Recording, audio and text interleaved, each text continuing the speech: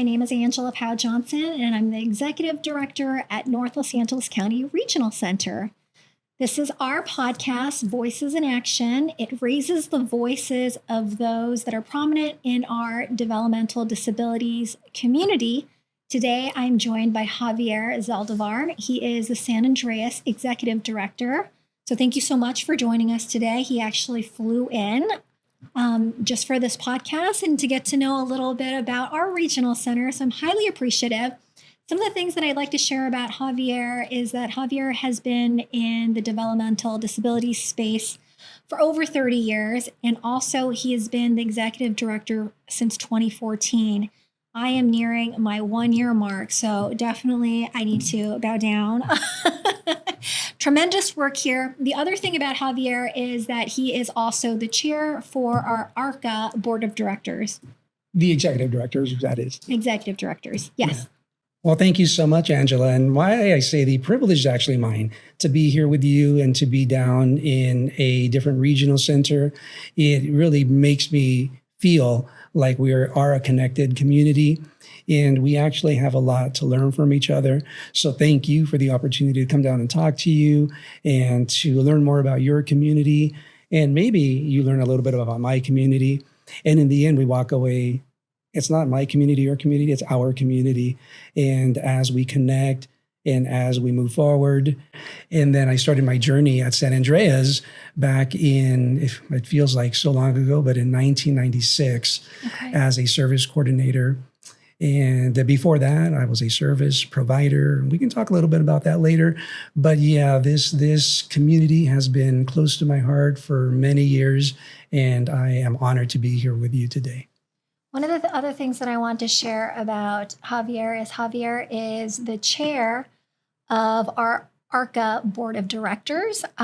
He started his tenure very, very recently, and the element that he always brings to all of our meetings, which I absolutely love, is that energy, but that playful spirit as well. I think the humor that he injects into our meetings make it so that anything that we discuss that is weighty can still be palpable and we can still persevere and move on. So.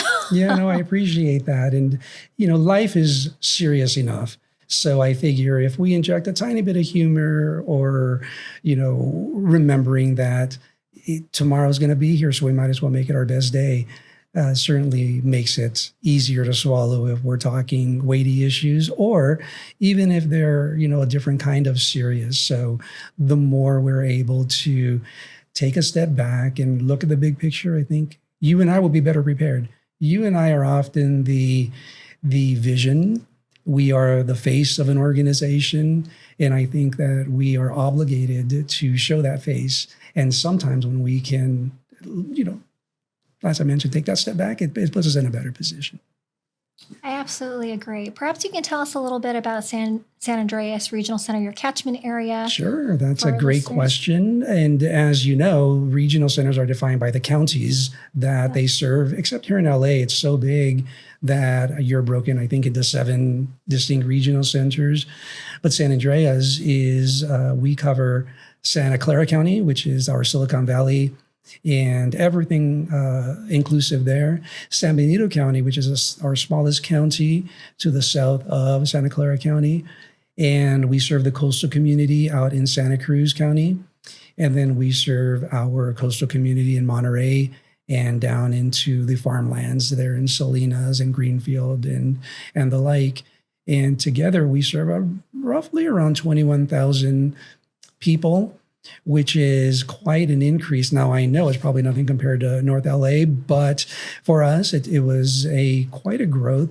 Believe it or not, when I started back in 1996, we had around 8,000 clients. So to be here with 21,000 people, I think it shows the trajectory that we're on as a state and where we are as a region, even though the region is pretty, it's the cost of living is pretty high. However, it still is desirable, especially in the coastal communities. Although I must say, flying in here, I go, oh my goodness, I could get used to this down here, just seeing the valley here. But that's only because I've been here only 2 hours. I may change it after that LA traffic. We'll see. Oh, I think it might. Yeah. You change your mind. I appreciate your overview. One of the things I've told our subscribers or listeners some of the things that has affected my journey into becoming the executive director, into wanting to be a bigger part of the mission. And I guess one of the things I'm wondering for you, Javier, is what about your personal and professional journey has led you to your role today? Yeah, I appreciate that. One of the first experiences I ever had with a person with a developmental disability was when I worked at the spaghetti factory.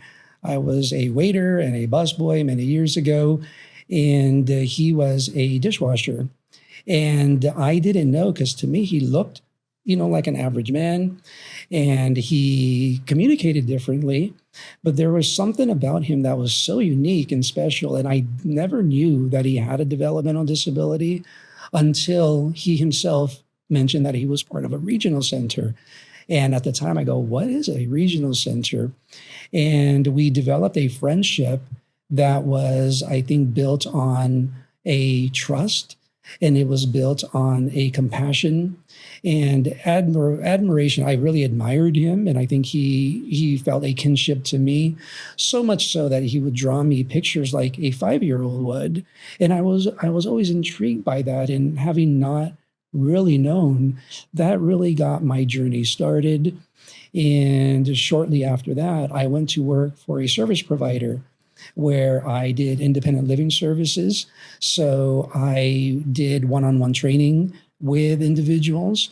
And then I did group training where we would do a cooking class, for example, and we would prepare a whole meal from the beginning. First, put your shopping list together, and then we would prepare the food.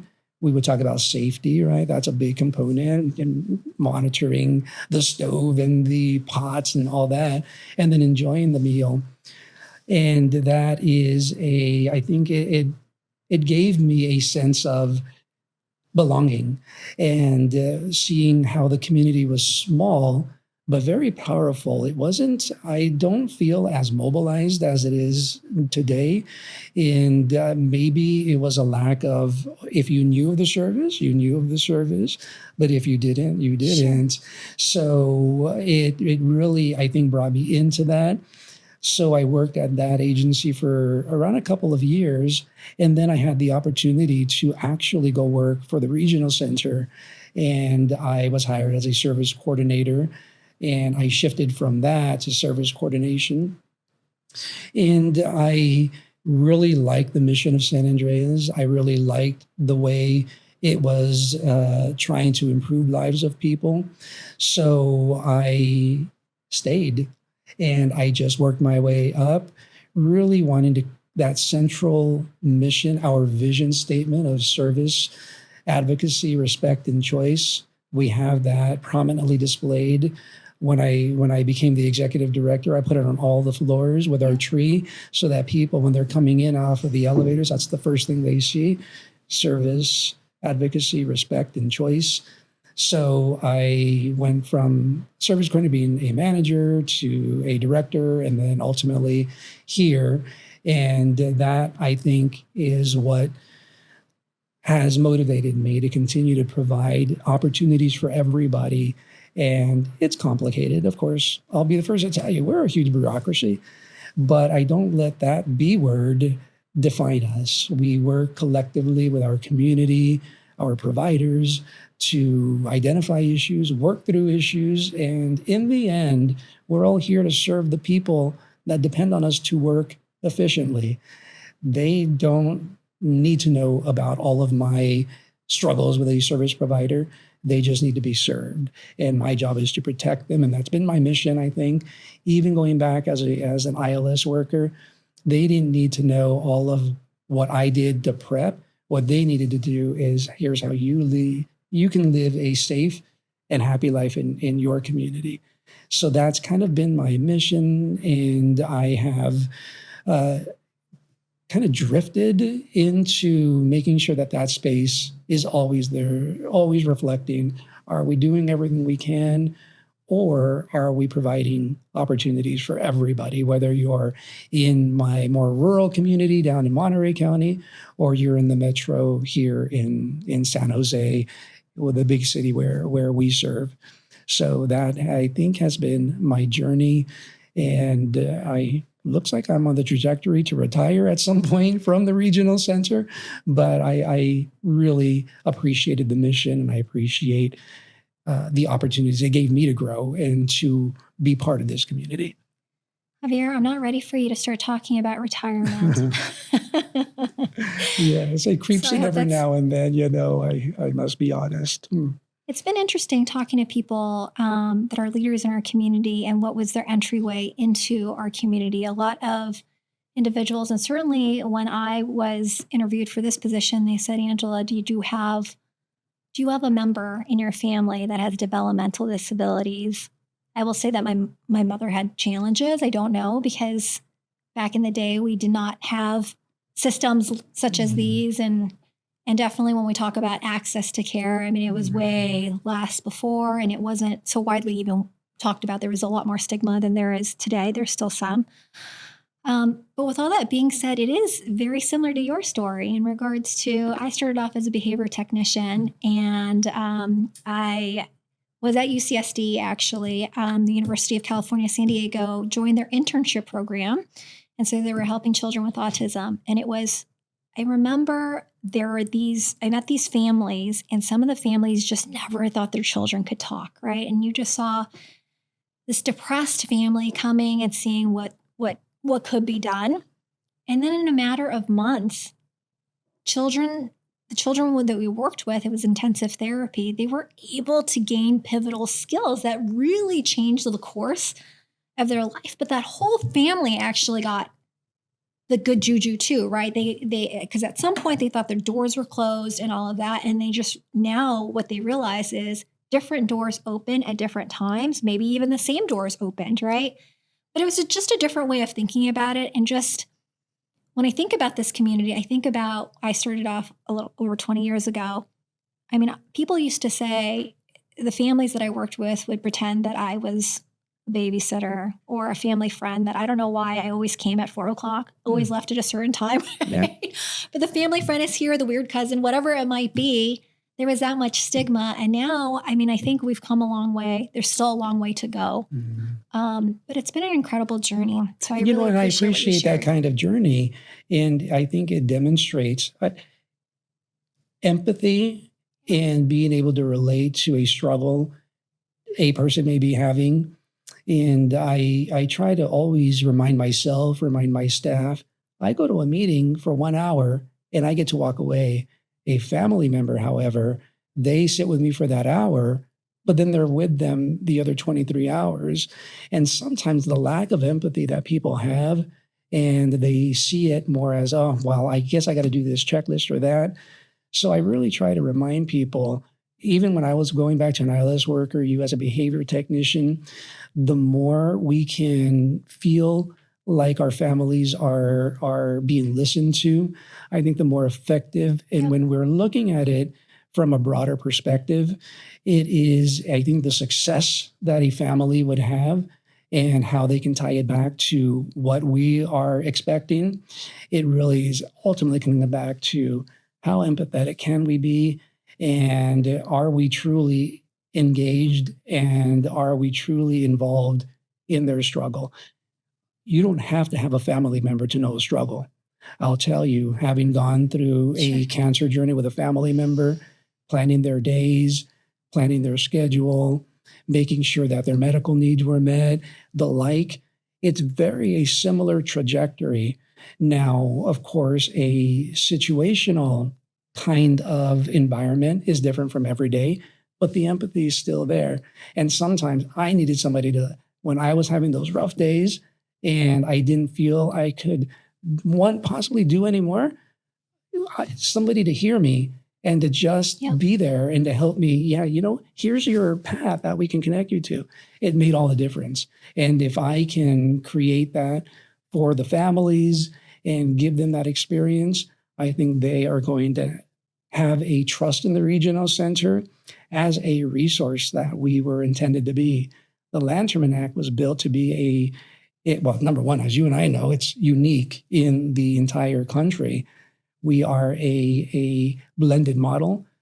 But when we're talking about being able to connect with families, I think that's the number one thing. We create opportunity and we create a path that even if they are not immediately addressed, that they will be addressed. And I've always used the spiderweb analogy. And the spiderweb for me is always connected. Sometimes it's a big, beautiful, Charlotte's Web kind of web. And other times there's somebody punched a big hole, but it's still connected in some level. And in the end, the point A will connect to point Z. And it may be a perfect, everything aligns. And other times we're going to have to go with the family. So I think that's my objective, is to make sure that we don't forget that. And I appreciate your story and my story. And I think the empathy we can bring can certainly, hopefully, a family will feel that we're invested in their struggle, and their struggle is our challenge to help them overcome. And I really appreciate that. I appreciate that your mission statement is everywhere around your regional center, because you always bring it back to the North Star. The reason why all of us are here is to provide services to our community that allow them to live the most independent and productive life for themselves as possible. So I really appreciate that.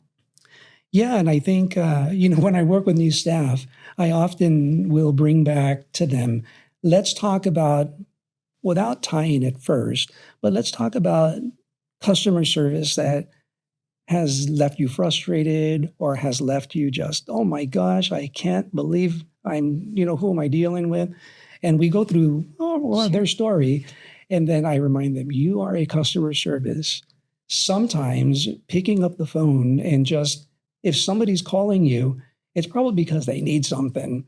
And if they feel even a 30-second acknowledgement, I got your call, I'm going to work on it, respond to an email. And sometimes that goes a long way. And when we tie it back to their awful customer service, what has it been based upon?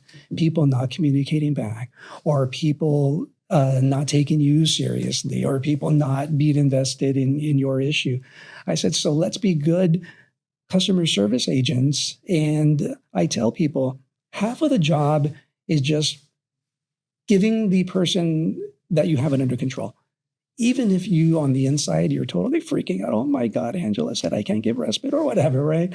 But bring it back to your manager and we'll work through it. And that way we have a beginning, a middle, and an end. We all like good stories.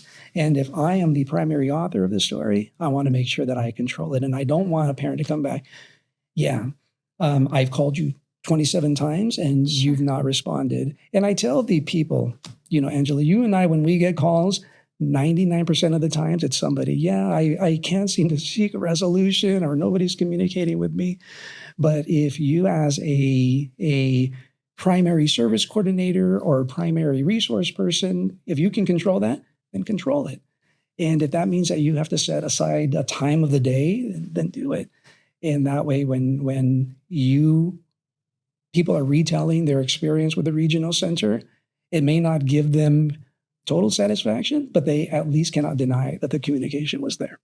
And communication is so important. I mean, when I think about the nature of what we do is building relationships. And then 100%. What we do is making those connections. So as soon as we are not responsive to people because there are other things that get in the way, that trust, that building relationship actually starts to disintegrate a little bit. I will say that in my short tenure here, I've been here for about a year. I think some of the things that I'm seeing is we have a lot of great, well-intentioned people that actually become service coordinators that decide to work at regional centers. With all that being said, it seems like as new directives are coming down, there's a lot of things that they need to adopt, more administrative tasks that they have to do that take them away from the qualitative relationships they have to build. I almost see, and I don't know if you see this, Javier, there's a little bit more of a detachment, and there's almost like a forgetting, like, why did I enter this field? And it's difficult because all of those pressures are still there. These are things that as legislators make new laws, they become directives. We regional centers are beholden to them. With all that being said, it's just a hard thing to balance. How can we Sure. have that qualitative relationship? I don't know if your staff have told you, but I know certainly, and I hear them, that's their lived experience. There's only so many hours in a day. What are your thoughts about that? I mean, I there is think just so much change. your experience is completely valid. I'll tell you, when I started many years ago, believe it or not, we only had 4 computers, and we would have to check the computer out. We lived in the green file system. I'm not even sure how many people in this room were even, around back then, but it was a whole different time frame. But back then, because we weren't distracted by all of the technology of today, we certainly had the opportunity. We'd have to pick up the phone and call people. We had a little system called MapQuest that may or may not be accurate. But aside from that, we had maps all over the walls. But it created an opportunity while we're going to have to communicate. Now, when the department and Sacramento, for them, they're trying to create a system that is equitable and that is responsive, again, whether you're here or up in my area or even way up in the boonies where some of our colleagues, in Mendocino County and the like. And that can be frustrating. And I've also heard, I am a social worker. I trained to be a social worker, and I trained to build and to foster relationships. But when you do that, and I have to complete all these checklists, and I have to have you sign this dotted line and that dotted line, and it certainly does get frustrating, but it's, for me, like a good balancing act. It's like a teeter-totter. I'm not even sure how many kids even know what a teeter-totter is nowadays. But back then, it was just a board for us, right? One person on one end, on the other. And if you let the teeter-totter, get to a point where it's just tilting to one side and you don't provide balance, then the family will feel it. So I try to work with my staff. We all have requirements we don't like. That's just part of the gig, unfortunately. However, it doesn't have to define it. You can still be a good communicator. You can still be a good interviewer. You can still be a good problem solver, while also. So it's about time management, and it's about being able to get information from a person. And what I've seen is over-reliance on checklists. And because we're so checklist focused now, they use it as the primary interview tool, where before, this kind of natural conversation is where sometimes information is shared.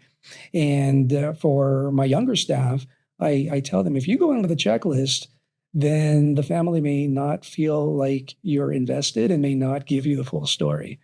So even when I am working with families, and I tell this to the parents in particular, I appreciate what you've done for your loved one, but I want you to not think of them as your loved one and what do they need, because I need the full story so that I can help get you to a point of a service that you're going to benefit from or they're going to benefit from.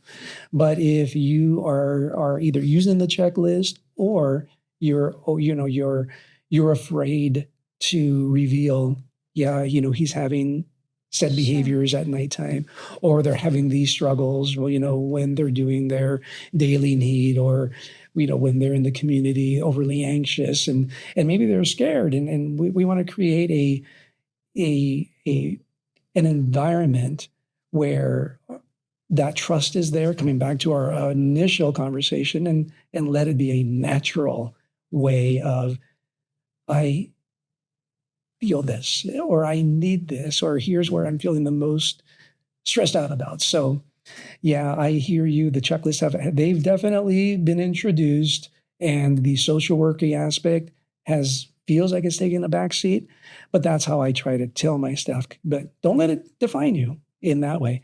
You still have control over that portion of the connection, so take full advantage of that. I mean, I completely understand that. I feel like having a checklist can hinder the natural flow of a conversation. And we talked about that a lot, right? Mm-hmm. So I think the nature of what we do want conversations. The conversations have to be more intimate. We're talking about family members. Right. We're talking about my life services, whatever it might be, right? With all that being said, I think without checklists, then it could be a conversation of, wait a second, Sure. You didn't broach these things with family. Is there disparity? Is there inconsistency with our approach? So I can see both. I want to segue to the next question, because maybe this could be tied. What innovations or changes do you see or would you like to see in the next 5 years across the regional center system?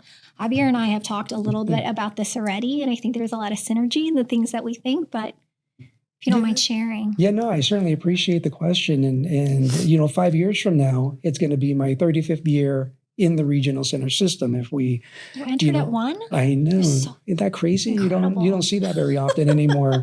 But I've been very fortunate to have found stability and to be in a foundation that works for me. And we've seen innovation over the years. As I mentioned, we started with 4 computers, and here we are where you can't even print a document without scanning your badge first. So, but Javier, in the AI world, I mean, things are moving so rapidly by the day. So, that seems, very few people can relate to that. Yeah. Very true. And actually, I think that is the innovation that I hope the state moves toward. And I know there's apprehension right now around AI and confidentiality of information and the loss of the personal. But I think AI can, if we leverage it right, it can not only help prepare a family on their end so that when they come to a regional center meeting, they're in control, but it also helps on the regional center side and to help them, all right, here is I'm coming to the meeting with my stuff ready, your stuff ready, and it becomes more productive. And I think AI, we're in the middle, if you will. And I think there's still so much innovation to be had. But I think we're in a situation where in 5 years, if we do it right, if we show families, individuals in particular, how AI can benefit them, not only will the regional center system, but even the service provider, if there is a service provider that's working one-on-one in the field can leverage AI, provide a better product that is more responsive to the individual and more reflective of their true needs, I think we're going to be in a great situation. So I would love the state, the department to move toward really exploring the benefits of AI, how the entirety of AI, how does the regional center benefit from it? How do the service providers benefit from it? But more importantly, how do the individuals that receive the service benefit from it? And I think if we look at it through that lens, and if we truly adopt a model that is commensurate with the expectation, I think we're going to have a superb, strong system that is less reliant on people at 100%. And more reliant on responsiveness based around the models that can be, I think, a real benefit in that AI world. Javier, you know that I love AI. And I think that this is going to be a game changer with regional centers. But I think a lot of the times when I talk about AI and its place in regional centers, automatically, some people say you're trying to replace personnel. You're trying to replace that one-to-one interaction. And I actually don't see it that way. It allows service coordinators, it allows our major workforce to have that qualitative relationship. Mm-hmm. There's a saying, you've heard this saying, because we're privy to the same meetings, government, we move at the pace of government, right? And I always say that when I drive home on my long commute, there is a billboard that I always come across. It is from the City of Hope. And what it says is there's a doctor. He's, just doing his doctor things. But it says, we work at the speed of life. And I remember talking to Director Pete Cervenka, and I said, we need to be more at the speed of life, right? And so I think when we rely on systems to translate an IPP and it takes 45 days, right? All of these things. It's delaying services. It's red tape that we can cut across. This is what we're talking about in regards to the uses of AI. It is supplementing and allowing people to do their best work and really focus in on why they got into the field, building relationships, making connections. Yeah, to that end, it's very interesting when you look, there are so many, comparisons that we can make. And one would argue the solar industry. It's going to, ruin the coal industry. But, current politics aside, of course, but we've seen that they have been able to work hand in hand, and the benefit has been the consumer. They have been able to benefit from the two kinds of systems. Sure. And I think I like that, the speed of life, because people expect us to be responsive. And because I think we work with lives. That's exactly, we are life people and we're relational people.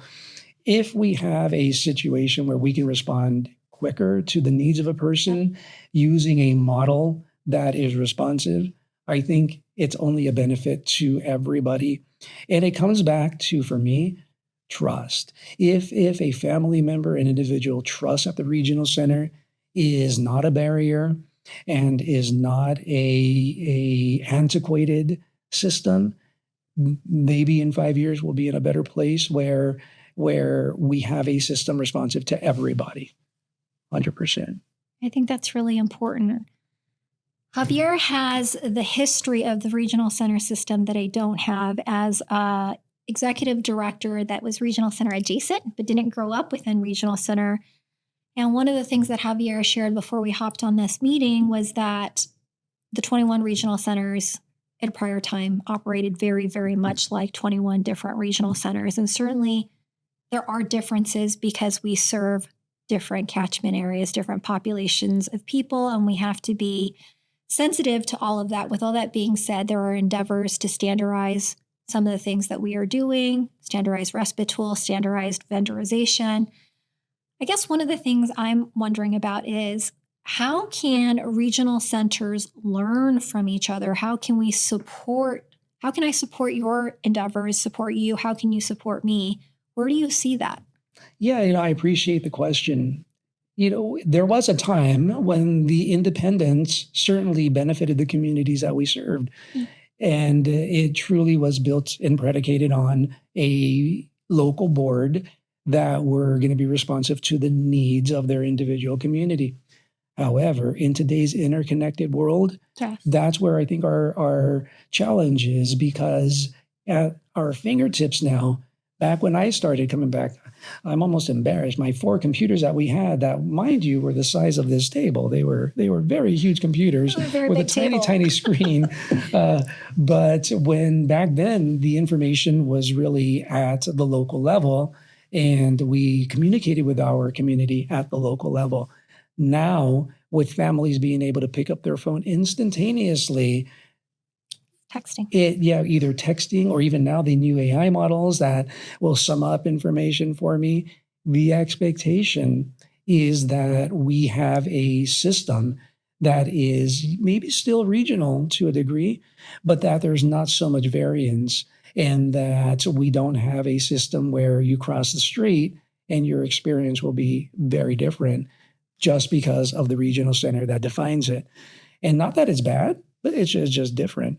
And I think we have to adapt to that. We're in a market now where even our watches, tell us news now. And I think to innovate the system, I think that's going to be part of our challenges. Now, it's always a test of will.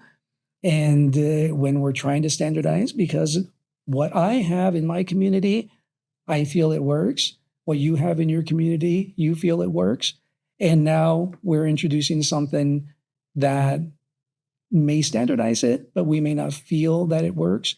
However, I think as we move forward, our objective is to provide instantaneous, consistent information so that whether they're here or there, the family knows what to expect. And the old days, the system is going on 60 years.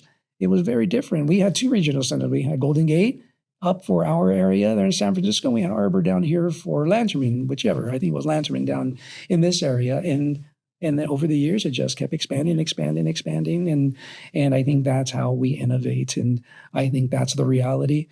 The fingertip generation, instantaneous, and we have podcasters everywhere now that are delivering information. So the more we're in control of what we have control over, services, delivery, expectations, I think the better it is for the individuals, their families, and ultimately the regional centers. I think that makes a lot of sense. There are some dissimilarities, but there are more similarities, I think, among the regional centers, and leveraging some of the things that we're doing. We're stronger together.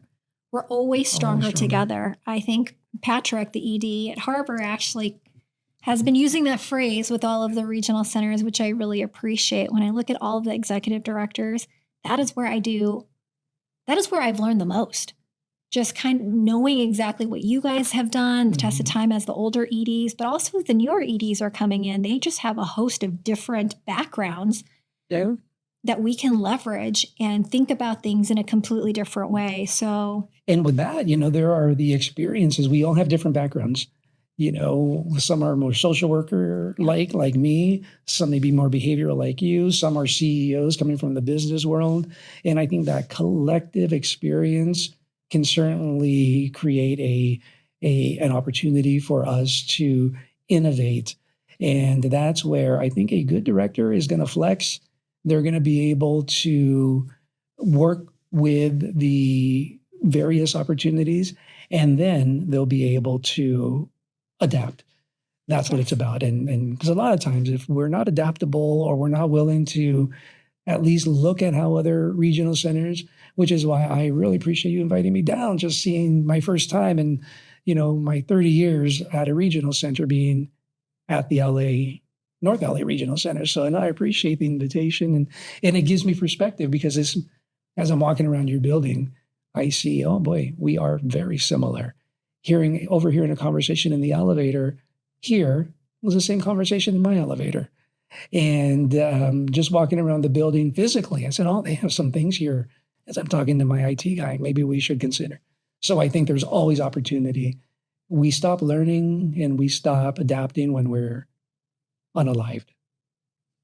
Let's not talk about being Yes, unalive. we want unalive right now. I always say when we actually keep stagnant, we're already going backwards because we need to move at the speed of life.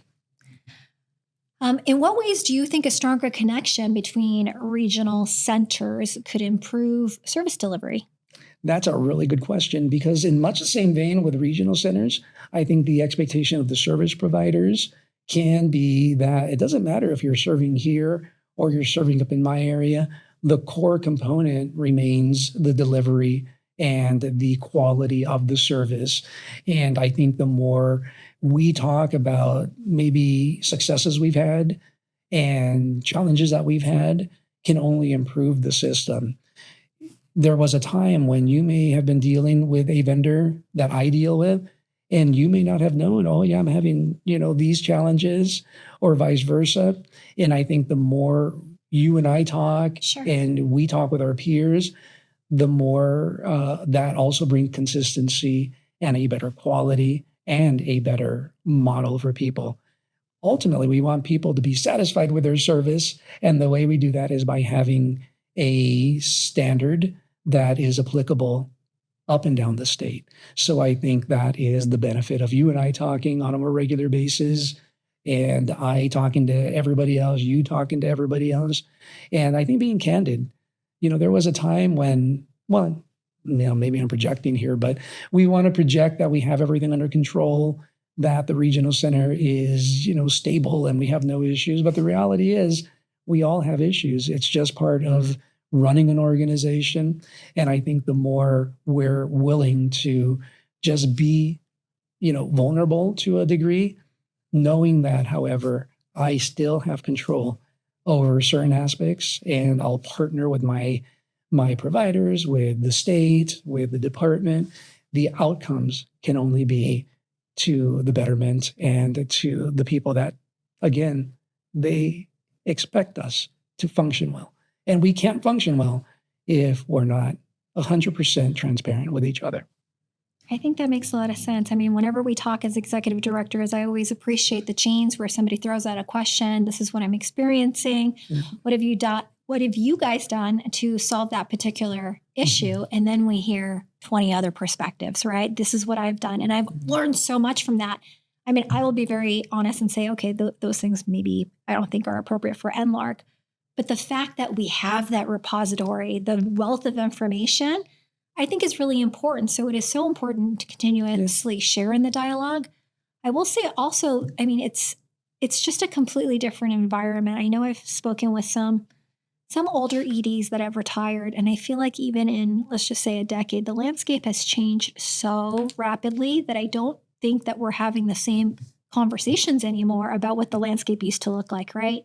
So 10 years ago, you talk about your 4 computers. I know if I talk to my clinical services director, he talks about how we gave him one laptop that was chained to a desk. And that was like one of the few laptops that NLARC had. And I just remember thinking that was 10 years ago. I mean, like, what were we doing? But yes, we've moved drastically and there's exponential growth. I think I actually looked at your statistics. You continue to grow. Your center grows exponentially. I think for us, we continue to grow, but at a pretty consistent rate now. But I think for San Andreas, if I recall correctly, you guys are, just out of curiosity, what attributes to that growth? Well, what I think, we are Silicon Valley.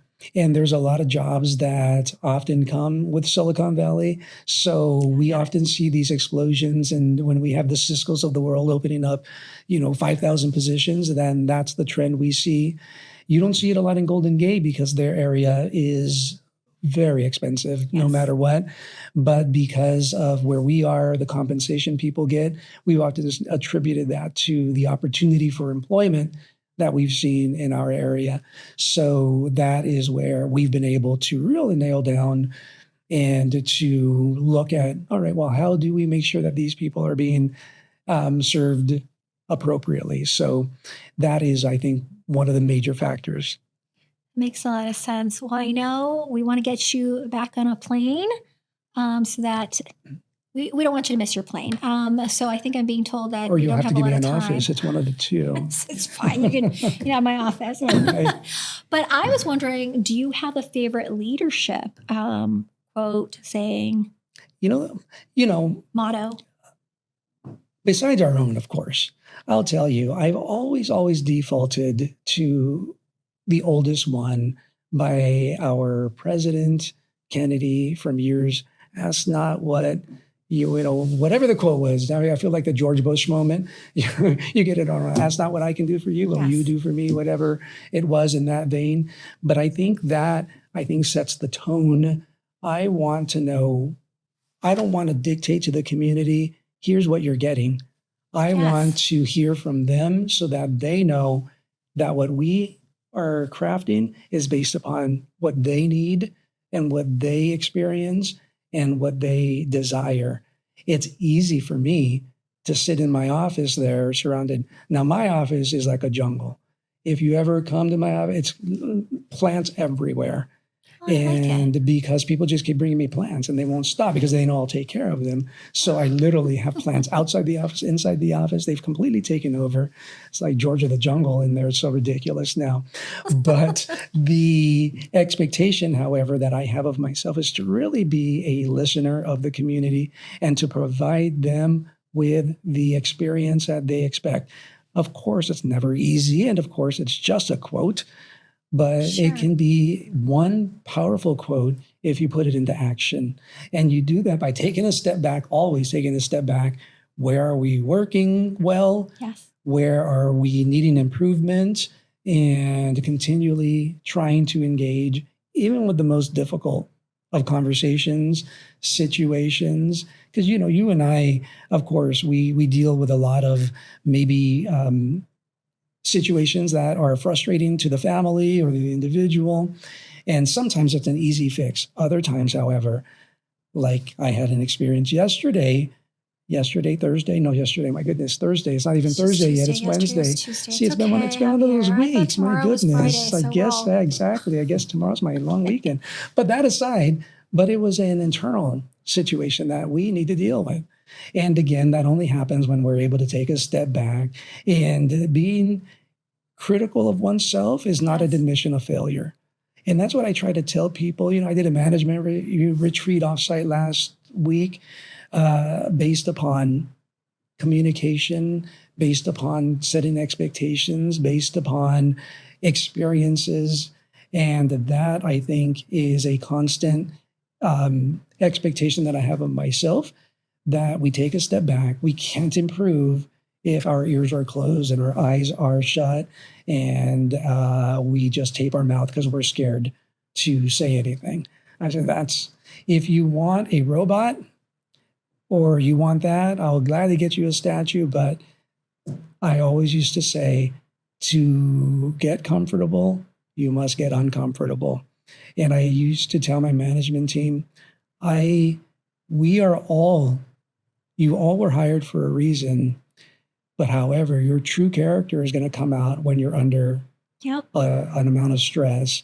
And if you are dealing with a family situation and you buckle, then your service coordinator buckles, the family's frustrated. A lot of times it's having the skill set to communicate, take a step back, and know when to be flexible. And I tell my team, I have no expectation of you that I didn't have of myself. And that's where I think we've been able to be stable and be able to create a community service system that, although not perfect, I mean, God knows we can go on, you're going to run out of tape here. I mean, as if we're on, old school tape, but we would have certainly many data bytes here if we could go on, but that's just part of the system. And we have to be able to be responsive by listening and really being able to turn it around by getting uncomfortable. I really appreciate that. I feel like your motto is so similar to my motto, which is have a mind that is open to everything and closed to nothing. As long as there's always that dialogue and no set agenda when you ever come to a discussion, then there's room for growth and we all need to grow. I want to thank you so much for joining our podcast. This was really great. Yes, so please visit us again. Without a doubt. I will go to the jungle if you extend an invite. You are always welcome to my jungle, and I love being down here. I really do appreciate your team's hospitality and to invite us in. And I think your vision is a good one of really innovating. And I think that your reality, that we're all very similar. We have more similarities than we do not, that I think the more we keep talking about it and opening up about it, it's only going to improve the system so that all of our families, whether you have somebody here or up there, you at least know here's your information source. It's trusted, yes, it's current, and it's reflective of community. It's going to be the betterment. So thank you so much for the invite and the opportunity to just have a candid conversation. Hopefully you all enjoyed it.